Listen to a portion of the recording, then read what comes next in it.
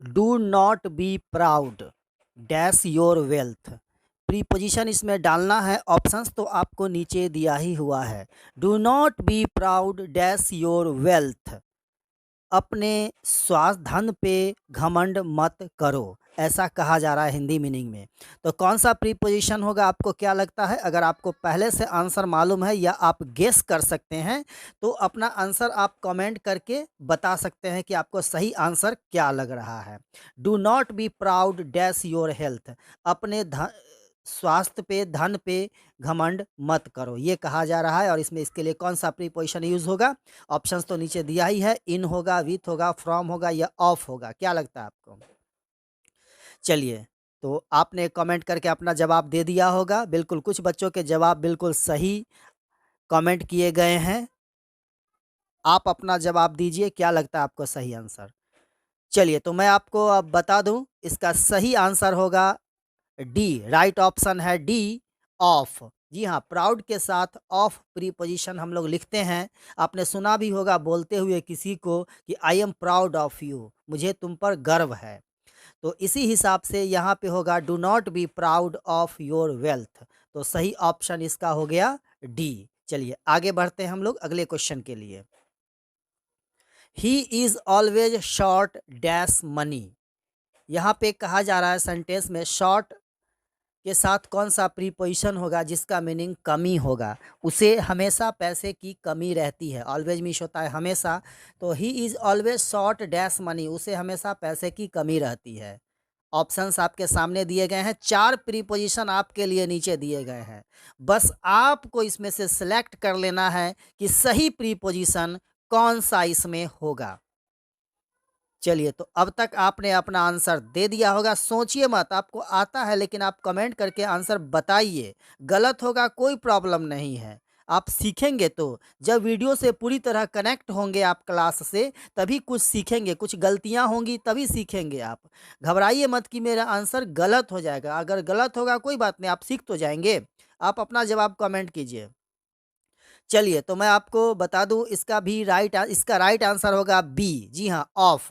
यहाँ पे भराएगा of, right answer होगा बी। तो सेंटेंस बन जाएगा he is always short of money, उसे हमेशा पैसे की कमी रहती है। राइट ऑप्शन हो गया B. She has no compassion dash me. She has means होता है रखना, उसके पास नहीं है, उसके पास डैश नहीं है। कंपैशन मीन्स होता है दया, मेहरबानी। तो she has no compassion dash me, कौन सा प्रीपोजिशन राइट होगा? ऑप्शंस आपके लिए नीचे 4 प्रीपोजिशन दिए गए हैं, एट, इनटू, फॉर, ऑन। क्या लगता है? चलिए, इसका सही आंसर होगा सी। राइट ऑप्शन होगा इसका सी, फॉर। यहाँ पे फॉर सही प्रीपोजिशन सेट होगा। तो सेंटेंस बन जाएगा she has no compassion for me, उसके पास मेरे लिए दया नहीं है। She danced dash joy. जी हाँ, शी डांस्ड डैश जॉय, कौन सा प्रीपोजिशन यहाँ पे आएगा? क्या लगता है आपको राइट क्या होगा? सी डांस्ड बाय जॉय होगा, या आफ्टर जॉय, या फॉर जॉय, या before Joy.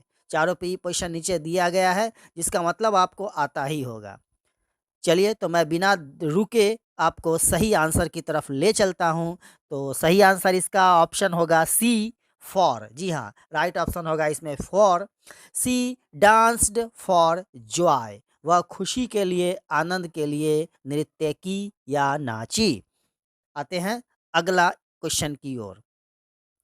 He is bent dash mischief. Mischief means होता है बदतमीजी, और बेंट के साथ इसमें एक सही प्रीपोजिशन अगर आप लगाते हैं तो उसका मतलब होगा उतरना या झुकना। यानी इस सेंटेंस का हिंदी अर्थ हो जाएगा वह बदतमीजी पे उतरा है। तो क्या लगता है आपको? चलिए, मैं बता दूं आपको, इसका राइट आंसर होगा सी। जी हाँ, सही ऑप्शन होगा C, upon. He is bent upon mischief, यानी वह बदतमीजी पर उतरा है। You must reach the place dash sunset. Must means अवश्य चाहिए, रीच मीन्स पहुंचना, प्लेस मीन्स जगह, और सनसेट का मतलब होता है सूर्यास्त। उसे उसे सूर्यास्त तक पहुंच जाना चाहिए। इस सेंटेंस का यही मीनिंग होगा और इस हिसाब से कौन सा प्रीपोजिशन यहाँ पे सेट होगा वो आपको देखना है। अगर आपको आंसर आ रहा है तो आप अपना आंसर कमेंट भी कर सकते हैं।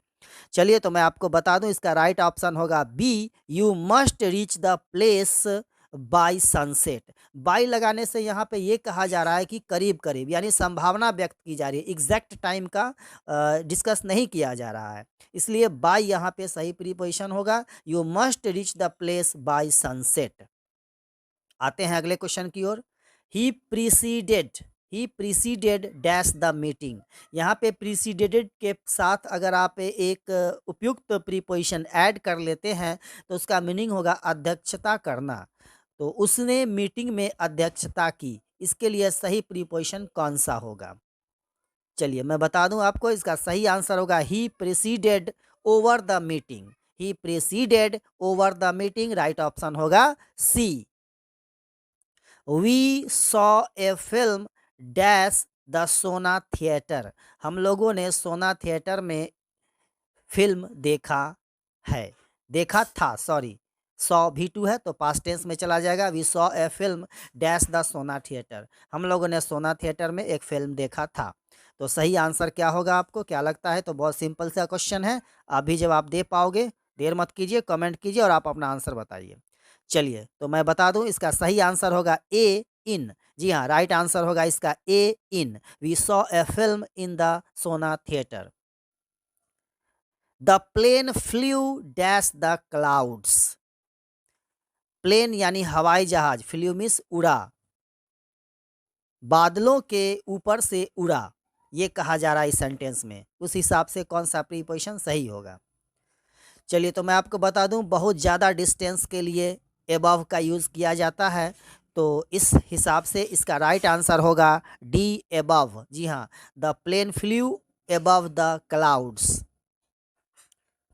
ही gets dash in the morning. He gets dash in the morning, simple question है। गेट्स के साथ कौन सा प्रीपोजिशन लगाने से जिसका मीनिंग निकल आएगा जगना, वह सुबह में जगता है, ये बात कहना है। तो ऑफ कोर्स आपने बिल्कुल सही जवाब दिया होगा। इसका इसमें राइट प्रीपोजिशन आएगा अप, क्योंकि गेट अप फ्रेज है जिसका मतलब होता है जगना। तो राइट ऑप्शन होगा बी, अप। सेंटेंस हो जाएगा he gets up in the morning. We are sitting dash the wall. बहुत इजी क्वेश्चन है, इसका भी जवाब आप आसानी से दे सकेंगे। कमेंट करके आप अपना जवाब दीजिए। We are sitting dash the wall, right answer होगा इसका डी, ऑन। जी हाँ, राइट आंसर होगा D, on. We are sitting on the wall. He kills the tiger dash a gun. वह बंदूक से एक टाइगर यानी बाघ मारता है।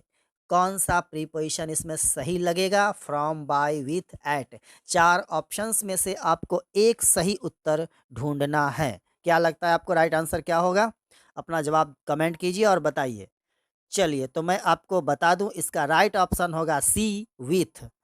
ही kills the tiger with a gun. With संपर्क और निकटता को दिखाता है, यानी कि जब गन से वो शूट करता है तो गन उसके हाथ में होता है, इसलिए राइट आंसर विथ होगा यहाँ पे। He kills the tiger with a gun. Ravi writes dash ink. यहाँ पे इस सेंटेंस का हिंदी मीनिंग निकल के आता है कि रवि इंक से लिखता है। तो से आ रहा है, इस हिसाब से लोग कंफ्यूज हो जाएंगे और उन्हें लगेगा कि फ्रॉम होगा, बट यहाँ पे फ्रॉम नहीं होगा, इस सेंस में इन का यूज किया जाएगा। तो राइट आंसर होगा ए, इन। Ravi writes in ink. याद रखिएगा, ये बहुत कंफ्यूजन करता है और बहुत इंपॉर्टेंट है। बहुत सारे एग्जामिनेशन में ये आते भी हैं इस तरह के क्वेश्चन कि रवि इंक से लिखता है। तो राइट आंसर होगा in. Ravi writes in ink. Don't run dash the new fashion. Don't run dash the new fashion. नए फैशन की ओर मत भागो, ऐसा कहा जा रहा है इस सेंटेंस में। तो राइट आंसर आपको क्या लगता है कि क्या हो सकता है? ऑप्शंस तो आपके सामने ही है। चलिए मैं आपको बता दूं, इसका सही आंसर होगा ए, आफ्टर। जी हाँ, इस सेंस में जब भी क्वेश्चन आए तो रन के बाद आपको आफ्टर लिखना है। Don't run after the new fashion. नए फैशन की ओर मत भागें।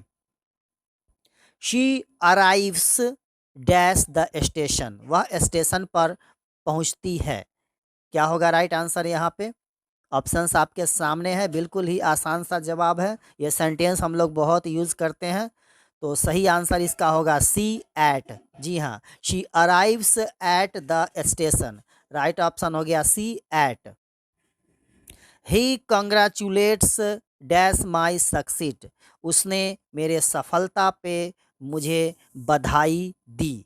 अब इस सेंस में क्या राइट प्रीपोजिशन होगा आपको देखना है। अक्सर ये सेंटेंस हम लोग यूज़ करते हैं। जो आपको सही लगता है आप अपना जवाब कमेंट करके दे सकते हैं। चलिए तो मैं आपको अब सही जवाब बता दूं। इसका राइट ऑप्शन होगा डी ऑन। जी हाँ, इस सेंस में इसका राइट ऑप्शन होगा D on. He congratulates on my succeed. The baby lives dash milk. Baby means क्या होता है? शिशु, छोटा बच्चा। तो यहाँ पे ये कहा जा रहा है कि छोटा बच्चा रहता है यानी जीवित रहता है, उसका भरण पोषण होता है दूध से, मिल्क पे। तो कौन सा प्रीपोजिशन सही होगा? चलिए तो इसका राइट आंसर होगा बी ऑन। जी हाँ, राइट आंसर होगा B on. The baby lives on milk. चलिए अगला क्वेश्चन बहुत ही इंपॉर्टेंट है और अक्सर एग्जामिनेशन में आते हैं ये क्वेश्चन। सी डील्स डैश राइस। सी डील्स डैश राइस।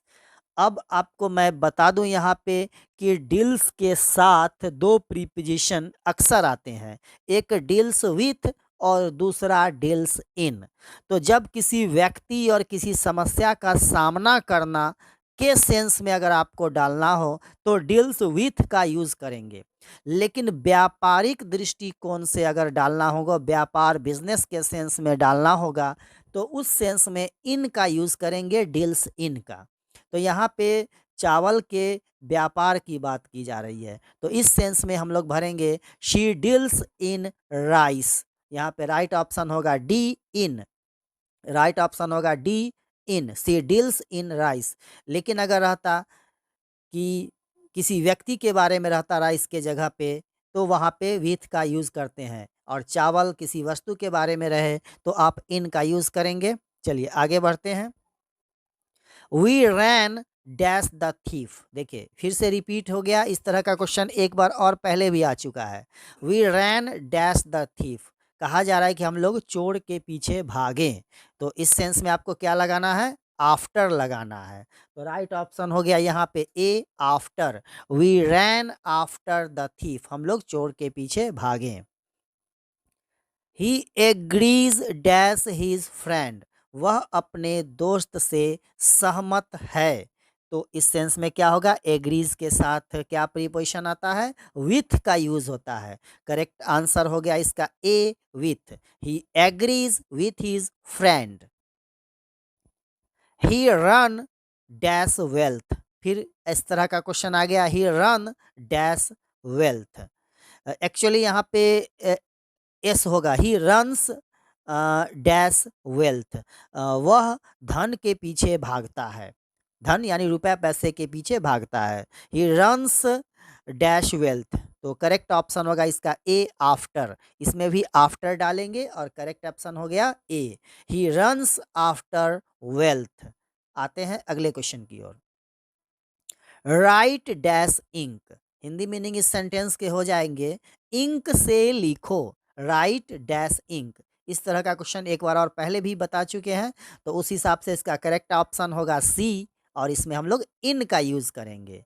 सेंटेंस बन जाएगा राइट इन इंक, इंक से लिखो, right in ink.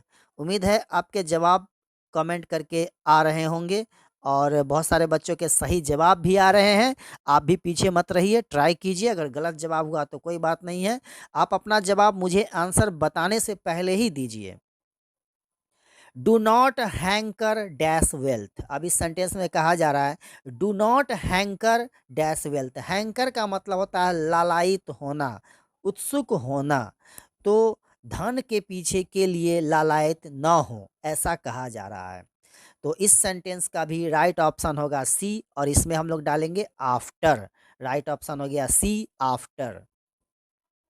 We should abstain dash drinking, यहाँ पे एक वर्ड आ गया अब्स्टेन, जिसका मतलब होता है रोकना या छोड़ना या बंद कर देना। शुड मीन्स होता है चाहिए।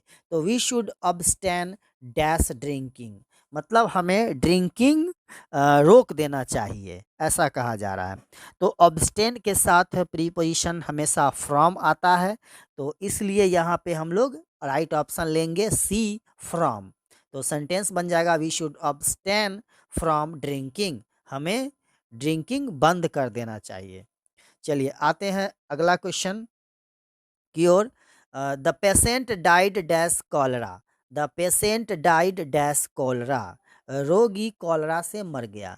तो यहाँ पे मैं आपको बता दूं कि बहुत सारे डिजीज़ आएंगे, उसके साथ ऑफ प्रीपोजिशन चलता है। तो राइट ऑप्शन इसका होगा डी, ऑफ, और यहाँ पे ऑफ का यूज़ होगा और हमारा करेक्ट सेंटेंस हो जाएगा the patient died of cholera. तो ये इम्पॉर्टेंट क्वेश्चंस आपके लिए थे, 25 इम्पोर्टेंट क्वेश्चंस। और इससे भी पहले भी मैंने इसका प्रीपोजिशन के लिए एक और वीडियो बना रखा है, आप सर्च करके ढूंढ सकते हैं, आपको लिखना पड़ेगा प्रीपोजिशन बाय दिलीप ऋषभ। ऋषभ की स्पेलिंग HRISHABH। अगर आप दिलीप ऋषभ लिखते हैं प्रीपोजिशन तो वो वीडियो निकल के आ जाएगी, और ये दूसरा वीडियो है। फिर हम लोग अगले वीडियो में मिलेंगे। Thank you very much. उम्मीद है कि वीडियो से आपको कुछ ना कुछ बेनिफिट मिला हुआ होगा, और अपने विचारों को आप कमेंट करके ज़रूर बताइए। Thank you very much. Wish you all the best. कामना करता हूँ कि आप सारे बच्चों को कुछ ना कुछ नॉलेज हुआ होगा और एग्ज़ाम आपका अच्छा हो, और किसी भी एग्ज़ाम में बैठे तो ये वीडियो आपको ज़रूर काम आए। Thank you very much.